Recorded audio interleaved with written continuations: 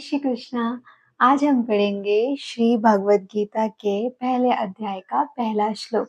ये है मेरे पास साधक संजीवनी। तो चलिए शुरू करते हैं।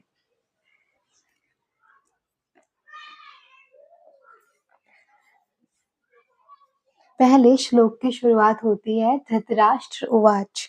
धृतराष्ट्र ने जो भी बोला। धर्म क्षेत्रे कुरुक्षेत्रे समवेता युयुत्सवः मामकाः पांडवाश्चैव किम कुर्वत संजय। अर्थात धृतराष्ट्र बोले, हे संजय, धर्म भूमि कुरुक्षेत्र में इकट्ठे हुए युद्ध की इच्छा वाले मेरे और पांडु के पुत्रों ने भी क्या किया। अब आगे चल के इस श्लोक का अर्थ बताया जाएगा। पूरे श्लोक को कुछ कुछ भाग में बांट दिया गया है और उसके बाद उसका पूरा अर्थ बताया जाएगा। जैसे व्याख्या, धर्म क्षेत्रे कुरुक्षेत्रे, अर्थात कुरुक्षेत्र में देवताओं ने यज्ञ किया था।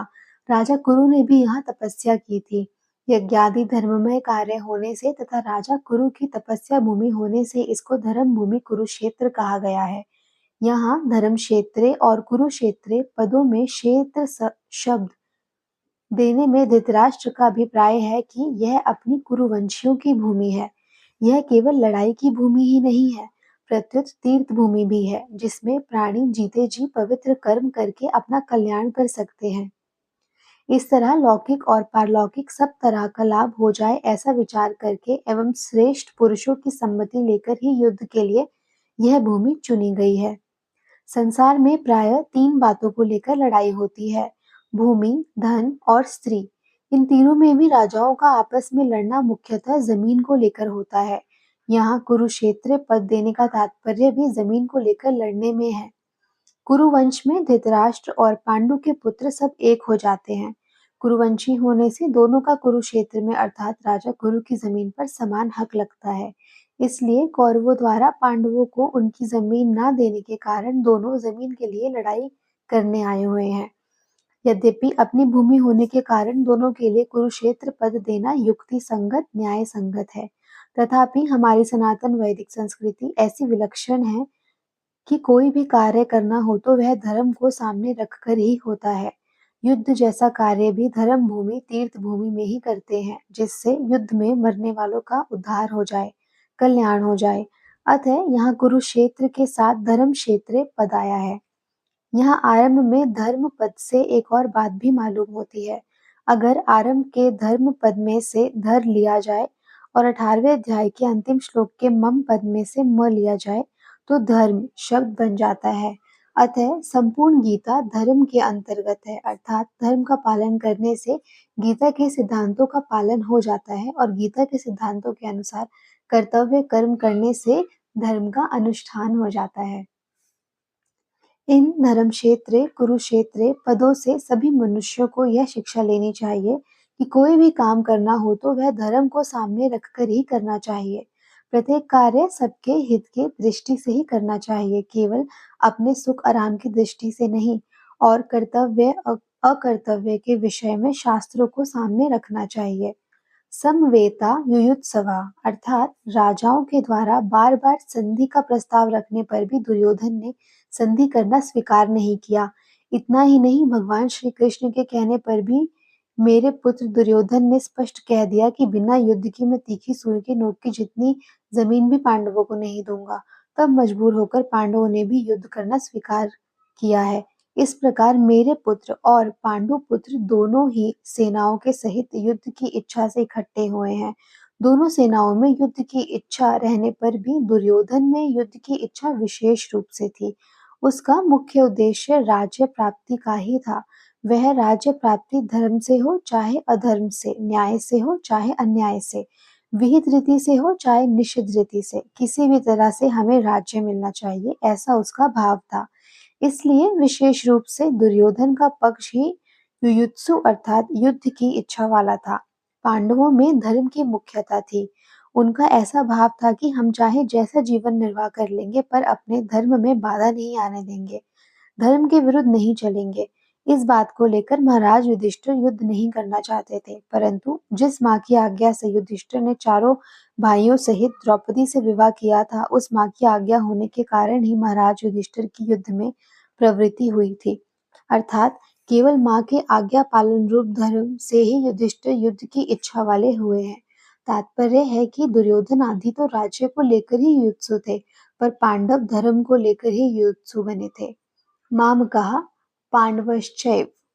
पांडव धृतराष्ट्र को अपने पिता के बड़े भाई होने से पिता के समान समझते थे और उनकी आज्ञा का पालन करते थे। धृतराष्ट्र के द्वारा अनुचित आज्ञा देने पर भी पांडव उचित अनुचित का विचार न करके उनकी आज्ञा का पालन करते थे। अतः यहाँ मामका पद के अंतर्गत कौरव और पांडव दोनों आ जाते हैं। फिर भी पांडवा पद अलग देने का तात्पर्य है कि धृतराष्ट्र का अपने पुत्रों में तथा पांडु पुत्रों में समान भाव नहीं था, उनमें पक्षपात था, अपने पुत्रों के प्रति मोह था। वे दुर्योधन आदि को अपना मानते थे, पर पांडवों को अपना नहीं मानते थे। इस कारण उन्होंने अपने पुत्रों के लिए माम कहा और पांडु के पुत्रों के लिए पांडवा पद का प्रयोग किया है, क्योंकि जो भाव भीतर होते हैं वे ही प्राय वाणी से बाहर निकलते हैं।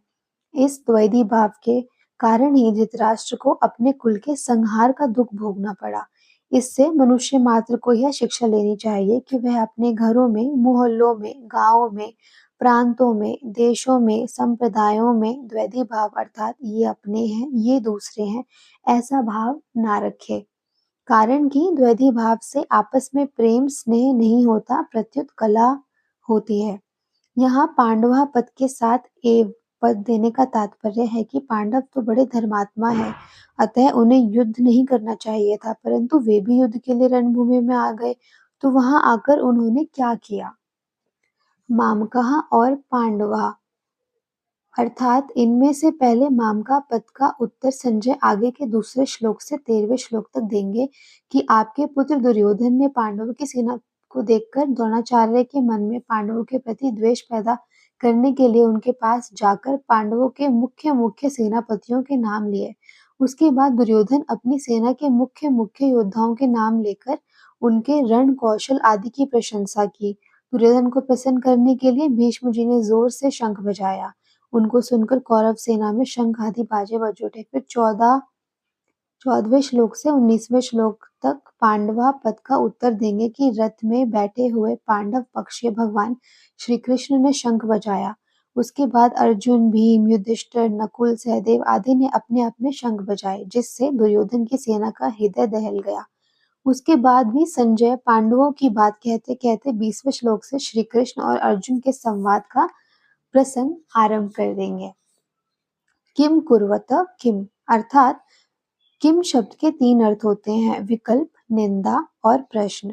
युद्ध हुआ कि नहीं, इस तरह का विकल्प तो यहाँ लिया ही नहीं जा सकता, क्योंकि 10 दिन युद्ध हो चुका है और भीष्म जी को रथ से गिरा देने के बाद संजय हस्तिनापुर आकर धृतराष्ट्र को वहां की घटना सुना रहे हैं।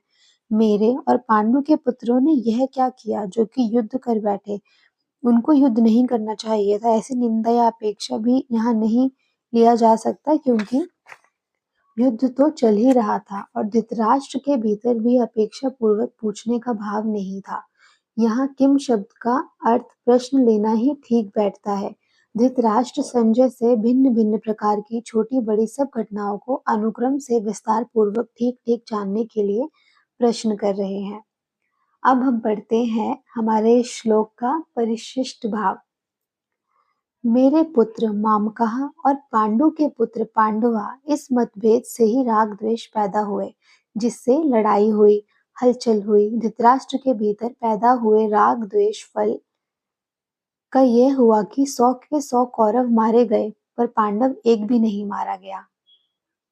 जैसे दही बिलोते हैं तो उसमें हलचल पैदा होती है, जिससे मक्खन निकलता है, ऐसे ही मामका और पांडवा के भेद से पैदा हुए हलचल से अर्जुन के मन में कल्याण की अभिलाषा जागृत हुई, जिससे भगवत गीता रूपी मक्खन निकला।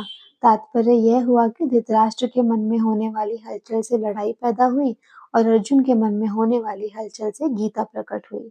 तो ये था हमारे गीता जी का पहले अध्याय का पहला श्लोक। जय श्री राधे कृष्णा।